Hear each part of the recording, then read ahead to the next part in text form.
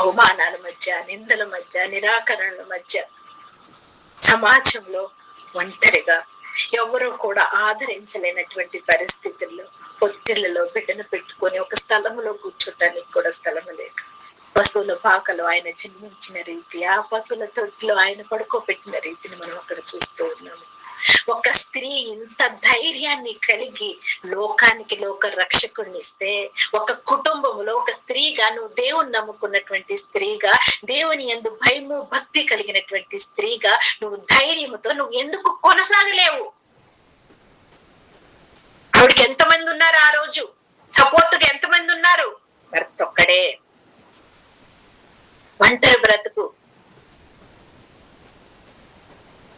ఇక్కడ కాదంటే ఇక్కడ అపాయం ఉందనంటే అక్కడి నుంచి వేరే చోటకి వెళ్లాల్సినటువంటి బ్రతుకు. కొన్ని ఐశ్వర్యవంతురాలంటే కాదు,